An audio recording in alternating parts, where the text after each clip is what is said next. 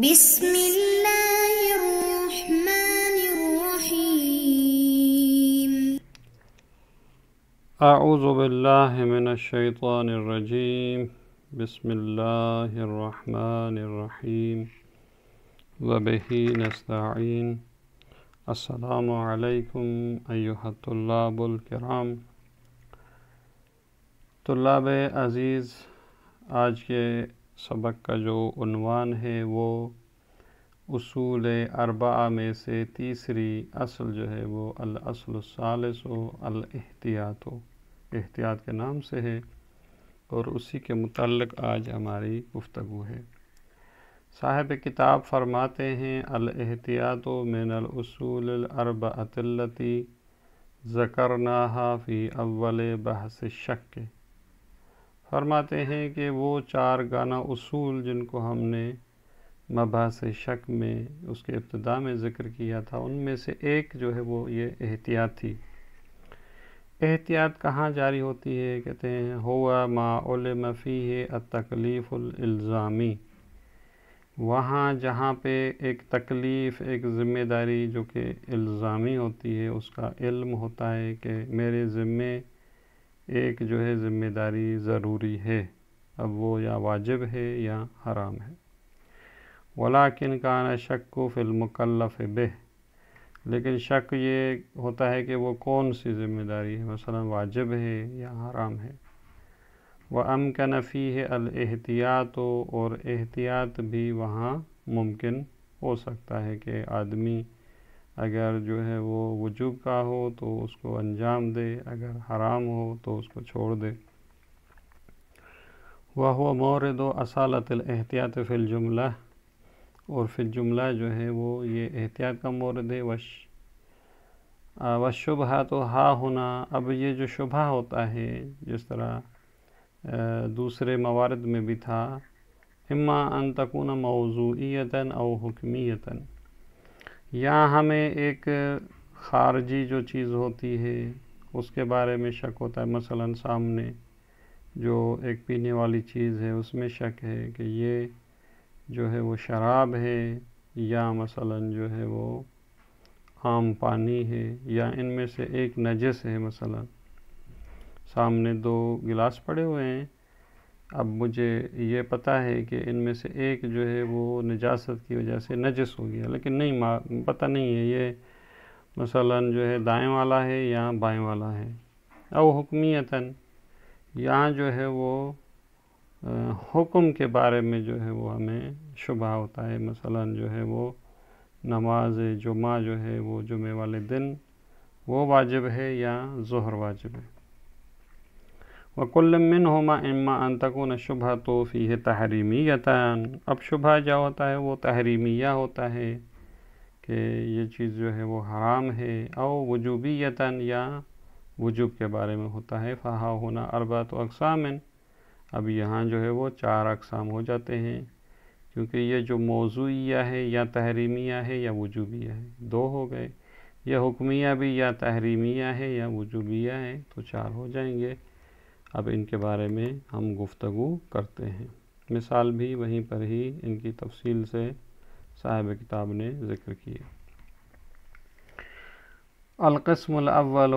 پہلا جو قسم ہے ان میں الشبہۃ الموضوعیۃ التحریمیہ، یعنی شبہ جو ہے وہ موضوعیہ ہے اور جو ہے وہ حرمت کے بارے میں ہمیں شبہ ہے۔ اس شبہ موضوعیہ تحریمیہ میں وہی نوعان، دو طرح کے ہو سکتے ہیں، محصورۃ و غیر محصورۃ۔ شبہ محصورہ جس طرح نیچے بھی اسی کی تفصیل آ رہی ہے، ایک ایسے جو اس علم اجمالی کے جو اطراف ہوتے ہیں وہ اس میں امتثال کیا جا سکتا ہے، ان کے مطابق عمل انجام دیا جا سکتا ہے۔ محصورہ ہوتے ہیں یعنی قابل شمارش ہوتے ہیں، اور محصور ہوتے ہیں، محدود ہوتے ہیں۔ لیکن کچھ جو ہے وہ غیر محصور ہوتے ہیں، مثلا جس طرح مجھے پتہ ہو کہ مثلا یہ جو 500 بکریاں ہیں ان میں سے ایک جو ہے چوری کی ہے، اب یہ تو محصور کرنا سخت ہے ان میں۔ تو اب آتے ہیں النوع الاول الشبہۃ المحصوریۃ، یعنی شبہ موضوعیہ تحریمیہ میں جو ہے یہ جو محصورہ ہے اس کے بارے میں گفتگو کرتے ہیں۔ وہی کما لو اشتبہ اناءان، کہتے ہیں یہ مثلاً ہمارے پاس 2 ظرف پڑے ہوئے ہیں، 2 برتن ہیں، احدہما نجس والآخر طاہر، ہمیں پتہ ہے کہ ان میں سے ایک جو ہے وہ نجاست کی وجہ سے نجس ہے اور دوسرا پاک ہے۔ اب کون سا نجس ہے کون سا پاک ہے یہ ہمیں نہیں معلوم، لیکن یہ معلوم ہے کہ ہمیں ان میں سے کسی ایک سے جو ہے دوری کرنی ہے چونکہ نجس ہے۔ فعندنا فی المقام علم اجمالی بوجود نجس مردد بین اناءین، اب ہمارے پاس یہاں اس مورد میں ایک علم اجمالی ہے، یعنی ہم یہ جانتے ہیں اجمالاً کہ ان 2 برتنوں میں ایک جو ہے وہ نجس ہے اور جو کہ 2 برتنوں میں سے کوئی ایک ہے مردد ہے، تو ہمیں نجاست کے بارے میں ایک علم ہے کہ یہاں ان نجاست ہے۔ اب سوال جو پیدا ہوتا ہے یہ ہے کہ اب ہمیں کیا کرنا چاہیے، ایک کو پینا چاہیے ایک کو چھوڑنا چاہیے یا دونوں کو چھوڑنا چاہیے یا کیا، یہاں ذمہ داری کیا ہے ہمارا وظیفہ کیا ہے؟ فَهَلْ هَذَا الْعِلْمُ الْإِجْمَالِي مُنَجِّزٌ لِلتَّکْلِیف، یہ صرف جاننا یہ علم اجمالی جو ہے ہمارے لیے ذمہ داری کو جو ہے وہ طے کر دیتا ہے کہ ہمارے لیے ذمہ داری آ گئی، ہمیں عمل کرنا ہے اور تکلیف جو ہے وہ منجز ہے ہمارے لیے۔ اس کا نتیجہ یہ نکلے گا کہ فَيَحْرُمُ اسْتِعْمَالُ ذَلِكَ النَّجِسِ عَلَى كُلِّ حَالٍ وَلَوْ لَمْ نَعْلَمْ بِهِ تَفْصِيلًا، اس کا یہ نتیجہ یہ نکلے گا کہ اگر منجز ہے تو اس نجس کو، اب ان میں سے دونوں میں سے کوئی بھی ہے جو بھی ہے، اس کو استعمال کرنا بے ہر حال میں جو ہے وہ حرام ہے، اگرچہ ہمیں تفصیلاً نہیں معلوم کہ یہ کون سا برتن ہے، دائیں والا ہے یا بائیں والا ہے، لیکن تکلیف اور ذمہ داری ہمارے گردن پر آ چکی ہے۔ آیا یہ اسی طرح ہے یا ہم کہیں کہ نہیں، او تجری فی کل من الطرفین الاصول، یا ہم کہیں گے کہ یہ جو دائیں والا ہے اس کو ہم تفصیلاً نہیں جانتے کہ نجس ہے، ہم اس کے بارے میں مثلا اصالت طہارت یا اصالت براءت جاری کریں، اسی طرح جو دوسرا ہے اس کی بنسبت بھی ہم جو ہے وہ کہیں کہ یہ بھی طاہر ہے، دونوں طاہر ہیں۔ او تجری فی کل من الطرفین الاصول مثل اصالت الطہارت والبراءت، دونوں طرفوں میں سے ہم اصل طہارت جاری کریں یا اصل براءت جاری کریں، یہ ایک دوسرا نظریہ۔ تیسرا نظریہ ہے او تجری فی احدہما دون الآخر، اگر آپ نے کہتے ہیں کہ اصالت طہارت جاری کرتے ہیں تو ایک میں کریں، دوسرے میں آپ نہیں کر سکتے کیونکہ پتہ ہے آپ کو بالآخر ایک نجس ہے، کیونکہ اگر دونوں میں کر دیں گے تو لحصول التعارض بجریانہا فی الطرفین، اگر دونوں طرفوں میں آپ کہیں گے کہ اصالت طہارت ہمارے پاس ہے تو یہ تعارض ہو جائے گا، کیونکہ آپ کو علم اجمالی ہے کہ ان میں سے ایک نجس ہے۔ تو یہ 3 نظریے ہو گئے کہ ہم جو ہے وہ علم اجمالی کو منجز فرض کریں یا دونوں میں جو ہے وہ اصالت جاری کریں، طہارت یا براءت، یا ان میں سے کسی ایک میں جو ہے وہ ہم جاری کریں۔ تو وجوہن یہ جو ہے اقوال ہیں اس بارے میں۔ والاشہر الاظہر هو الاول، کہتے ہیں ان میں سے جو مشہور اور ظاہر ہے وہ اول ہے کہ ہم کہیں کہ علم اجمالی منجز ہے۔ نتیجہ کیا نکلے گا؟ فتحرم مخالفت هذا العلم الاجمالی، اب جب علم اجمالی منجز ہے تو اس علم اجمالی کی مخالفت کرنا ہمارے لیے جائز نہیں ہے اور یہ حرام ہے۔ فلا یجوز عقلا استعمال الاناءین معا، اب یہ مخالفت کیسے ہوگی؟ کہتے ہیں جائز نہیں ہے کہ ہم اس مثال میں دونوں ظرفوں کو جو ہے وہ استعمال کریں، مثلا دونوں پانی کو پی لیں یا دونوں کا پانی کو کسی چیز کو تمیز کرنے صاف کرنے کے لیے استعمال کریں، یہ جائز نہیں ہے۔ کیوں؟ اس لیے کہ ہمیں علم اجمالی ہے کہ ان میں سے ایک جو ہے نجس، لہذا دونوں کو استعمال نہیں کر سکتے اکٹھا۔ لأنه طرح للحرام المنہی عنہ شرعا، کیونکہ اگر دونوں کو استعمال کریں گے تو ان میں جو حرام تھا جو نجس تھا شرعاً، ہم نے گویا کہ اس کی حرمت کو چھوڑ دیا، یعنی گویا کہ جو ہے وہ ہم یہ سمجھیں کہ حرام نہیں ہے، در حالانکہ وہ حرام ہے۔ فإن تردده بین شیئین لا یوجب رفع حرمتہ، کہتے ہیں کہ درست ہے کہ وہ مشخص نہیں ہے اور دو چیزوں کے درمیان میں مردد ہے کہ کون سا ہے، تو کہتے ہیں یہ مردد ہونا یہ باعث نہیں بنتا کہ ہم یہ کہیں کہ حرام نہیں ہے، وہ حرام ہے لیکن ہمیں علم نہیں ہے کہ وہ ان میں سے کون سا ہے، تو لہٰذا اس مخالفت سے بچنے کے لیے ہمیں جو ہے جائز نہیں ہے کہ ہم ان دو ظروف یا برتنوں میں سے دونوں کو اکٹھا استعمال کریں۔ یہ یہاں تک ایک بات۔ اور کہتے ہیں وَهَذَا وَاضِحٌ عِنْدَ عُرْفِ الْعُقَلَاءِ، اور یہ جو ہم کہہ رہے ہیں کہ اس کو مخالفت نہیں کرنی چاہیے اور ان دونوں کو استعمال نہیں کر سکتا، کہتے ہیں عرف عقلاء جو لوگ مردم ہیں ان میں بھی یہ چیز واضح ہوتی ہے۔ مثال دیتے ہیں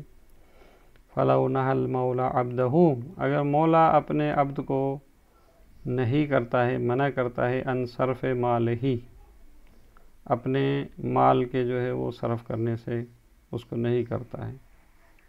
کہ میرے مال کو جو ہے وہ تم استعمال نہ کرو، فاختلط واشتبہ مال المولا بمال غیرہ، اب اتفاق یہ ہوا کہ جو مثلا پیسے تھے یا جو جنس تھی وہ مولا کا جو مال ہے کسی دوسرے مال کے ساتھ جو کہ مباح تھا وہ بھی اس کے ساتھ جو ہے مخلوط ہو گیا۔ اب یہ دو چیزیں جو ہیں یہاں پر مخلوط ہو گئی، مثلا اس کو یہ پتہ نہیں ہے کہ مولا کا مال کون سا ہے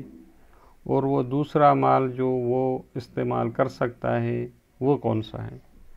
چونکہ مولا کا مال تو چلو مولا نے نہیں کی دی وہ تو استعمال نہیں کر سکتا، لیکن ایک دوسرا مال بھی تھا وہ تو اس کے لیے مباح تھا، وہ کر سکتا تھا، لیکن اب مشخص نہیں ہے کہ مولا کا مال کون سا ہے کیونکہ دونوں مثلا ایک جیسے ہوں۔ اب وہ فصرفہم العبد جمیعا، اگر دونوں کو وہ استعمال کرے عبد جس میں مولا کا مال بھی تھا تو کہتے ہیں عُدَّ عاصیا، یہ عبد جو ہے اب گناہ گار شمار ہوگا، وَذَمَّتُ الْعُقَلَاء، یا ذَمَّهُ الْعُقَلَاء، عقلاء اس کی مذمت کریں گے، وَلَا يَقْبَحُ عِنْدَهُمْ عِقَابُهُ، اور ان کے نزدیک اگر مولا اس کو عقاب کرے تو وہ عقلاء اس کو کبھی نہیں شمار کراتے، کہتے ٹھیک ہے یہ اس نے کیوں کیا جب آپ نے منع کیا تھا۔ تو اس سے پتہ چلتا ہے کہ علم اجمالی تھا اس کو بھی کہ ان میں سے ایک مولا کا مال ہے، لیکن اگر وہ مخالفت کرے گا تو یہ جائز نہیں تھی اس کے لیے، یہ ایک طرف تھا اس کا۔ کہتے جس طرح مخالفت جائز نہیں ہے اس طرح موافقت واجب ہے، وَكَذَلِكَ تَجِبُ مُوَافِقَةُ هَذَا الْعِلْمِ الْإِجْمَالِيِّ بِالتَّكْلِيفِ، یعنی اس علم اجمالی جو کہ تکلیف کے بارے میں ہے موافقت بھی کرنی چاہیے، لہذا فلا یجوز عقلا ارتکاب احد الطرفین، لہذا اس صورت میں موافقت اس طرح سے ہوگی اس علم اجمالی کی کہ چونکہ دونوں طرف جو ہے وہ نجس ہیں مثلا، تو لہذا دونوں میں سے ایک کا ارتکاب جو ہے اس کے لیے جائز نہیں ہے، فلا یجوز عقلا ارتکاب احد الطرفین، کیونکہ اس کو جو ہے علم اجمالی کی موافقت کرنی ہے، چونکہ اگر ایک کا ارتکاب کرے گا تو احتمال یہ ہے کہ یہی وہ نجس ہو، تو لہٰذا اس کے لیے جائز نہیں ہے کہ وہ اس کا مرتکب ہو۔ کیوں؟ اس لیے کہ لأنہ بعد ما فرضنا، کیونکہ ہم نے جب یہ فرض کیا کہ انا نعلم بوجود تکلیف واقعی، ہمیں علم ہے کہ ہمیں مثلا مولا کی طرف سے ایک جو ذمہ داری واقعی ہے، ولیکن تردد موضوعہ بین شیئین، اب اس تکلیف کا جو ہے موضوع دو چیزوں کے درمیان ہے کہ یہ مثلا جو ہے وہ فلاں ظرف نجس ہے یا فلاں ظرف جو ہے نجس مثلا، تو اب ایسے مورد میں لازم اطاعت ذالک تکلیف، یہ جو تکلیف واقعی تھی اس کی اطاعت جو ہے لازم ہے، وہ موافقت ہو اور اس کی موافقت بھی جو ہے وہ لازم ہے، ولا تحصل فی المقام الا بترک الفردین معا، اور یہ موافقت اور اطاعت تب حاصل ہوگی جب ہم دونوں فردوں کو چھوڑ دیں، مثلا اگر دونوں نجس ہیں تو ہم دونوں کو جو ہے وہ چھوڑ دیں۔ وجریان اصالت الطہارہ والبراء فی کل من الطرفین۔ اب اگر ہم دونوں طرفوں میں سے کسی ایک میں جو ہے وہ مثلا دونوں طرفوں کی بنسبت جو ہے اصالت طہارت یا براءت جاری کریں گے، وَإِنْ كَانَتْ مُسَلَّمَةً اقتضاءً، اگرچہ یہ طہارت یا براءت جو ہے وہ ہر دو کی بنسبت جاری ہو سکتی ہے، بمعنی ان دلیلہما شامل لکل من الطرفین، کیونکہ وہ جو دلیل ہے مثلا یہ اصالت طہارت ہے، براءت ہے، یہ دونوں طرفوں کو شامل تو ہوتی ہے، کیونکہ اگر ہم دائیں جانب کی طرف دیکھیں تو اس کے بارے میں ہمیں علم نہیں ہے کہ یہی نجس ہے، پس کلو شے جو ہے وہ اس کو شامل ہوتی ہے، یا کلو شے طاہر یا جو کلو شے مباح شامل ہوتا ہے۔ بائیں طرف دیکھ کر کہیں کہ یہ نجس ہے، علم تو نہیں ہے ہمیں، تو اس کو بھی یہ شامل تو ہوتی ہے، کہتے ہیں شمول کے اعتبار سے کوئی مشکل نہیں ہے۔ اب یہ کیوں جو ہے وہ ضروری ہے کہ ہم دونوں فرد کو ترک کریں گے تبھی موافقت حاصل ہوگی؟ اذ ان کل واحد منہما یصدق علیہ انہ مما لا یعلم حرمتہ۔ اب یہ اسی کی توضیح ہے کہ یہ جو ہے وہ براءت جو ہے کس طرح شامل ہوتی ہے، کہ اس لیے کہ دونوں اطراف میں یہ صادق آتا ہے کہ یہ ان موارد میں سے ہے جس کی حرمت کا علم نہیں ہے، تفصیلی علم نہیں ہے، او لا یعلم نجاستہ، یا نجس ہونا جو ہے وہ معلوماً و مشخصاً جو ہے یہ مشخص نہیں ہے کہ دائیں والا ہے یا بائیں والا ہے۔ لیکن پھر بھی جو ہے وہ کہتے ہیں دونوں کو ہم کیوں ترک کریں گے، کہتے ہیں اس لیے کہ وَلَكِنَّ الْعِلْمَ الْإِجْمَالِي بِحُرْمَةِ أَحَدِ الطَّرَفَيْنِ۔ اب یہ اصالت طہارت اور براءت جاری نہیں ہوگی کیونکہ علم اجمالی ہمیں یہ کہہ رہا ہے کہ ان میں سے ایک طرف جو ہے وہ کیا ہے، نجس ہے، تو لہذا جب ایک طرف نجس ہے، اب الاطراف یا اس کے جو تین طرف ہیں مثلا، یا او نجاست ہو، یا وہ ان کا جو ہے وہ نجس ہونا، یہ علم اجمالی جو ہے یکون مانعا عن جریانہما فی الطرفین، دونوں طرفوں میں جو ہے وہ اصالت طہارت یا اصالت اباحہ کو ہم جاری نہیں کر سکتے، لہٰذا پس ضروری ہے کہ ہم جو ہے وہ دونوں طرفوں میں جو ہے وہ ترک کریں یا اس کا امتثال کریں، موافقت ہو یا دونوں صورتوں میں۔